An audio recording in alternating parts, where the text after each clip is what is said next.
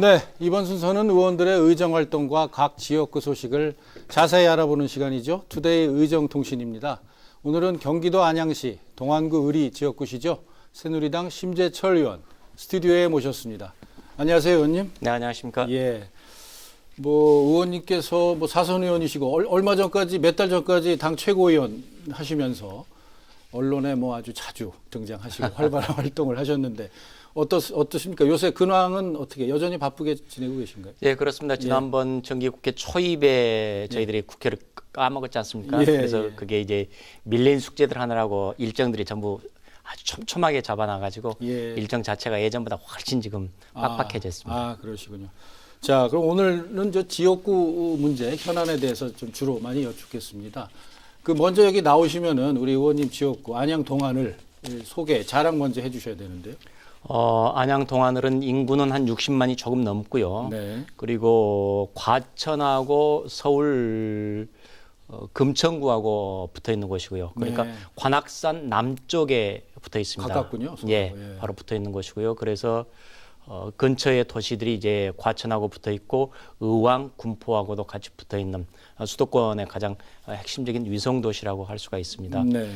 흔히 말하는 평촌이라는 곳이 바로 안양에 속해 있습니다. 그렇죠. 예. 그래서 1989년도에 분당 신도시 수도권 택지 개발을 하면서 분당 일산하고 같이 예. 만들어진 수도권 1기 신도시입니다. 예. 그래서 제 지역구 동안을은 행정구역은 만안구, 동안구 2개고 선거구는 지금 3개입니다. 그 자리에서 그중에서 저는 동안구 을인데 예. 평촌 신도시가 절반 정도 그리고 구시가지가 절반 정도 이렇게 신구 시가지들이 섞여 있는 이런 도시입니다. 예. 그럼 여담입니다만 그러면 인구가 많이 늘어서 선거구도 또 조정이 될 대상이 되나요? 어떻습니까? 저희 지역은 지금 안양은 전체적으로 개발이 거의 완료돼 있는 이런 상황이기 때문에 인구는 그다지 늘지 않을 것 같습니다. 알겠습니다. 자, 안양 동안을의 수건 사업이 중에 하나가 이제 인덕원에서 수원까지 전철 사업인데 의원님께서도 공약으로 내세우셨었고 일단 필요성 먼저 좀 설명 좀 해주시죠. 그러니까 안양에서 수원에 이르는 경기 서남부 지역 쪽에 마땅한 전철 노선이 없습니다. 네. 그래서 전부 다 그런데 그래서 안양과 의왕과 수원 이쪽으로 연결이 되는 이런 부분에 노선이 마땅치가 않고 또 특히나 수원의 주변에 광교, 영통, 동탄 이렇게 대규모 택지들이 개발해 가지고 인구가 급증해 있는 상황에서 저희 안양 쪽으로 오기에는 마땅한 노선이 없습니다. 그래서 그런 점에서 철도를 놓는 것이 굉장히 필요하다. 그래서 2010년도에 이 부분이 결정이 됐고요. 그래서 2011년도에 예비 타당성 조사를 이미 시작을 했었습니다. 그래서 진행이 되다가 잠시 이제 우여곡절이 생겼는데 2012년도 대선이 있는 통에 그때 경기도의 GTX가 대선 공약으로 다시 급부상해서 GTX가 거기에 이제 등장을 하게 됩니다. 그러면은 동탄 쪽에서 이 철도 노선하고 GTX하고 부분적으로 겹칩니다. 그러면은 이제 수요가 변화가 된다라는 그 판단에 따라서 다시 이제 타당성을 재조사하겠다라면서 지금 현재 타당성 재조사하고 있는 그런 상황입니다. 그럼 전체적으로 볼 때 이게 어떻습니까? 이게 원만하게 진행이 되는 과정입니까? 아니면 뭔가 지금 좀 막혀 있는 그런 형국입니까? 저는 잘 진행이 될 거라고 기대를 하고 있는데요.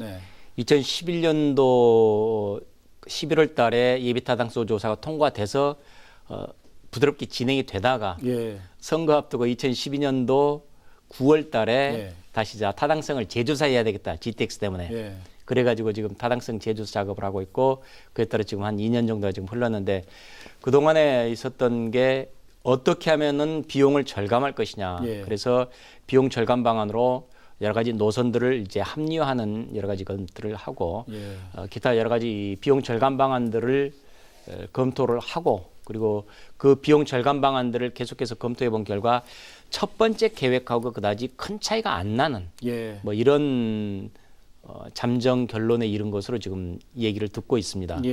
최종 결과는 올해 안에 이제 발표가 될 것 같은데 그래서 지금 정부에서도 엄밀하게 판단을 하겠지만은 저는 이 사업이 진행되는 쪽으로 결론이 나지 않겠느냐 네. 이렇게 지금 기대를 하고 있습니다. 알겠습니다. 이게 주민들도 뭐 상당히 이걸 바라고 있을 것 같은데요. 그렇습니다. 그럼 국회에서는 어떤 노력이 필요한지요? 국회에서는 그동안에 기획재정부 담당자들과 그리고 또 기획재정부뿐만 아니라 연구기관의 담당자들하고도 굉장히 긴밀한 접촉을 좀 했었고요. 예. 그래서 여러 차례 간담회랄지 이 회의, 대책회의, 점검회의 같은 것들을 좀 가졌었고 예.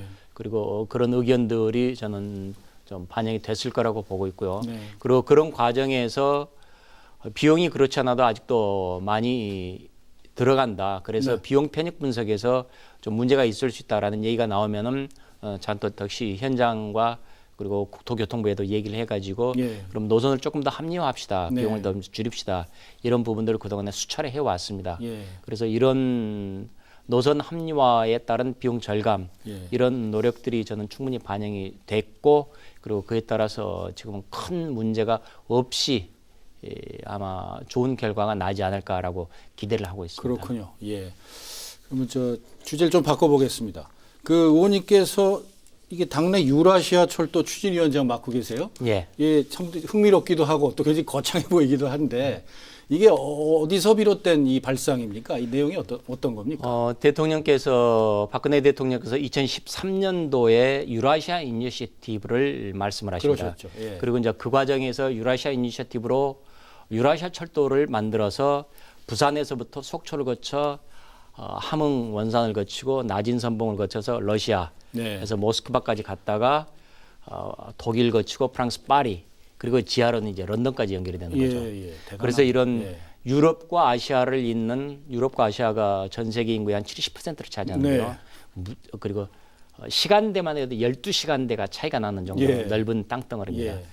여기를 하나의 철도로 연결하는 것이 대한민국의 발전을 위해서뿐만 아니라 세계 평화를 위해서 매우 기묘하다라고 네. 말씀을 하셔서 유라시아 이니셔티브를 맨 처음 말씀을 하셨고 그리고 그에 따라서 저희 새누리당에서는 올해 1월 달에 유라시아 철도 추진위원회라는 것을 만들었습니다. 네. 그래서 제가 위원장을 맡고 있고 그래서 이 추진위원회를 만들어 가지고 어떻게 하면은 이 부분을 실질적으로 추진을 해 나갈 것이냐라고 해서 개인적으로는 계속 러시아 쪽하고도 접촉을 해 나가고 있고 그리고 방북하는 저희 정부 관계자들이 있으면은 예. 그 방북하는 분들한테 유라시아 철도가 안에서 이렇게 얘기를 좀 북한의 의사도 좀 타진을 해보여 주시라는 그런 얘기도 했었고요. 예. 그리고 제가 지금 전에 듣기로는 일단은 반응은 아직은 괜찮은 걸로 지금 전에 듣고는 예, 있습니다. 예. 그러나 이 사업이 워낙 큰 사업이고 네. 돈이 많이 들어가는 사업이고 그리고 결정적으로는 이 북한을 통과해야 되는데 북한의 의도가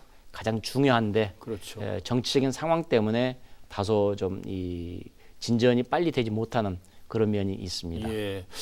그런데 제가 말씀드리면서 좀 궁금해지는 게 심의 의원님께서 이걸 맡으신 이유가 뭐라고 생각이 되세요?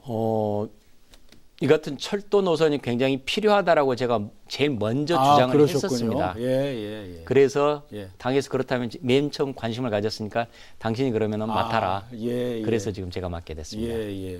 알겠습니다.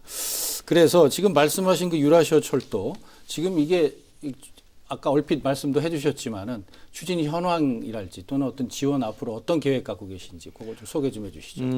유라시아 철도는 우선 당장은 지금 가장 핵심적인 게 북한이 문제고요. 네.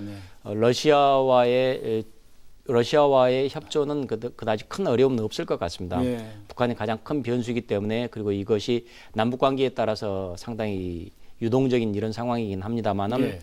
그러나 여러 가지 측면에서 북한의 철도 관계자들한테 의견을 집어넣은 본 결과 일단은 긍정적인 반응이 오고 있고 그래서 네. 북한도 이 사업 자체로는 큰 거부감을 안 가지고 있는 것 같습니다. 그러나 북한으로서는 이 사업을 국내 정치와 연계를 해서 대남 관계에 어떻게 쓸 것이냐 예. 아마 이렇게 지금 활용 여부를 생각하는 것 같습니다. 그래서 정책의 맥락 때문에 이 부분이 잘 안 풀리고 있는데 그러나 꾸준히 북한에 대해서 굉장히 이게 자기들한테 유리하다라는 것들을 저희들이 얘기를 하고 있고요. 그리고 북한도 그 점에 대해서는 인정을 하고 있습니다. 예. 북한에서는 철도가 굉장히 중요한 철도 수단이기 때문에 예. 그렇기 때문에 북한에서도 인정을 하고 있는데 남북 관계에 따라서 다소 조금 좀 유동적인 게 아직은 좀 유감이긴 합니다만 네. 앞으로도 계속해서 북한을 설득하고 그리고 그것이 되면은 저희들은 즉각 투입할 수 있도록 현재 코레일을 비롯해서 낮은 선봉에서 러시아 하바롭스크까지 연결하는 그 단 구간들은